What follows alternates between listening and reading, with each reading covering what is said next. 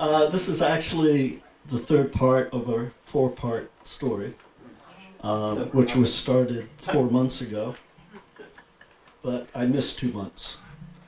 It has to do with the object in this box and the fact that every object holds a story, and the object in this box is connected to three people. And I've already spoken of my father, Annabelle Lee. And the next person is Allan Landrey, and Allan Landrey connects them all together. Allan Landrey was a tragedy on a steamroller. He was the kind of person that us kids just tried to avoid. We found out later in life that he was actually the product of a passive mother and a non-caring, very strict, abusive father. And we never knew of how much abuse he had endured, because like I said, whenever Allan Landrey came into the school, we just tried to avoid him and always counted our blessings when he was beating up on somebody else. I got very adept at avoiding him until one day I did cross his path, and that day has had repercussions that continue till today. Back in those days, they decided to build an overpass over the railroad tracks that went through our town, and they had to build up these huge mounds of dirt for the overpass to be able to pass over the tracks. And it became a very popular hangout for us kids to get up there and ride our bicycles down. I used to like to climb up there and just look down the tracks at some future horizon that I might end up going to someday. And on this particular day, I had just gotten up to the crest of the top of one of the hills when I saw Allan Landrey, his back to me. He was sitting in the dirt. I did happen to notice that he was holding his father's .22. And if you didn't understand my description of Allan Landrey, the last thing you would want to come across is Allan Landrey with a loaded gun. I had contemplated the ideal of just sneaking back down and going back the way I came, but the ideal that my back would be towards Allan Landrey with him with a loaded gun made me pause. I decided that I would approach him, at least to find out if he still had any ammunition in the gun. As I got closer to him, I noticed that he was shaking, almost sobbing. And when I came up to him, he turned around quickly. And it was the first time I had ever seen fear in Allan Landrey's eyes. It was very disturbing. He didn't say anything. I sat down next to him and I noticed that there were several spent shells at his feet. And I asked him, I said, "Target shooting?" And he said, No, I was just practicing, that's all. I said, "Okay, you seem kind of shook up. What's wrong?" And he didn't speak right away. He just looked at me and he said, "I think I hit something." And I said, "Hit something? You mean like a bird?" And he says, "No, I don't think so. It could have been a bird. Didn't you hear the squeal? It was a high-pitched squeal." And I said, "No, I think the train passing. I didn't even hear the gun go off. I'm sure it might have been a rabbit. You know, rabbits, when they die, they actually have a very high squeal." But he was still shaken up, didn't really accept that. The only thing that he was concerned about now was that it was getting late. And if he didn't get home before his father did and found out that he had his rifle, he would beat the hell out of him. And I said, "Well, we still have plenty of time to get home. We'll just take the shortcut through the field and we'll get there in no time." He goes, No, we can't go that way. That's where I hit. Whatever it was, it's there. He said, I was looking in one direction. I was about ready to shoot, and I saw something that moved out of the corner of my eye. And when I turned, the gun went off. I said, "It's going to be okay. It's probably just a rabbit. Mr. White shoots rabbits in that field all the time." So I convinced him that we had to go the shortcut.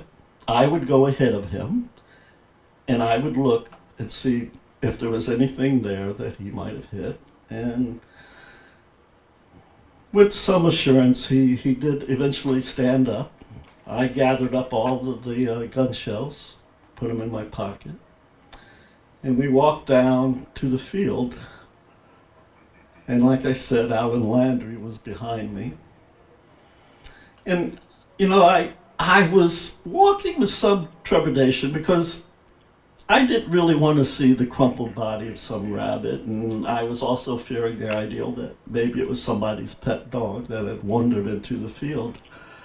And it was just something I really didn't want to see, but I wanted to put Allan Landry's mind at peace. And as I got closer to the spot where he said he thought he had shot something, I noticed something lying in the field. And I had to get closer, and as the closer I got to it, the more I think my mind was trying not to deal with what I was seeing. And the soybean fields were splattered with fresh blood.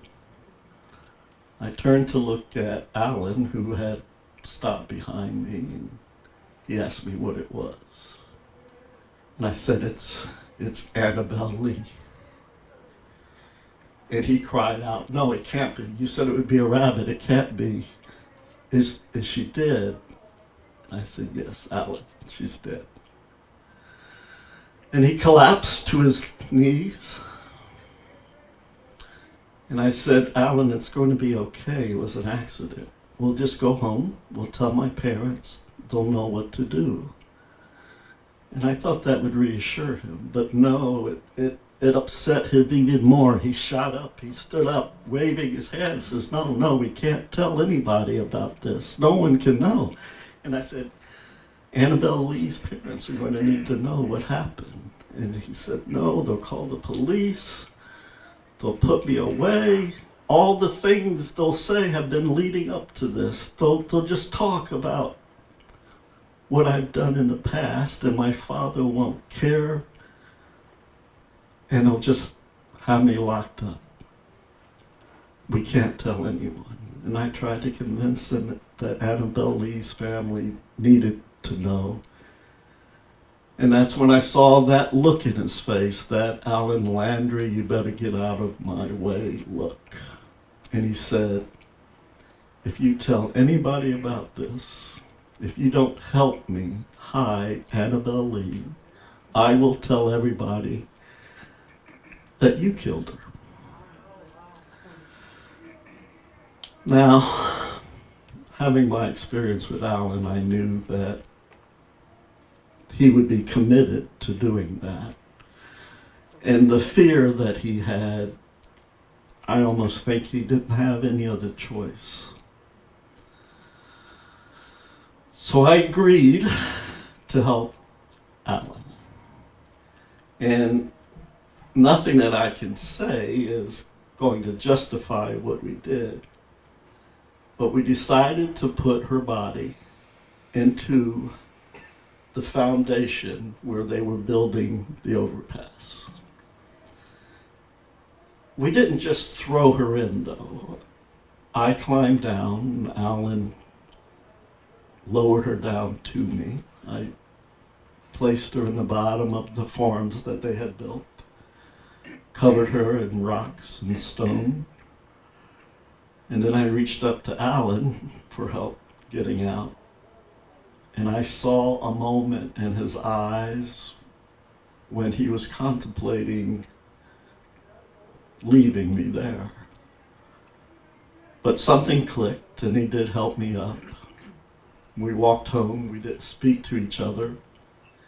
When we got to my house, I took out the shells from my pocket, and I handed them to Allan, and Allan walked home.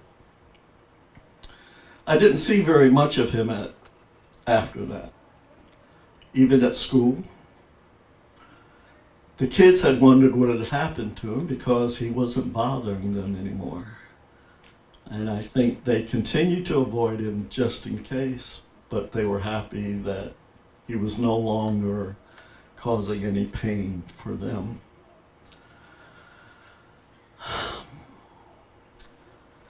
I had heard that he ended up punching his music teacher in the face and was suspended from school.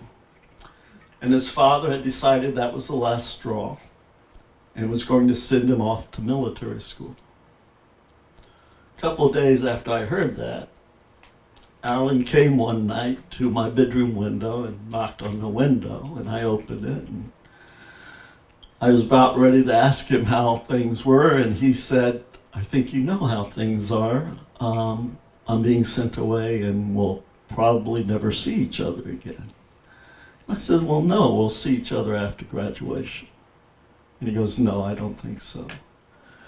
And then he reached into his pocket and he took out a crumpled up brown paper bag and handed it to me, and he said, "I held on to this.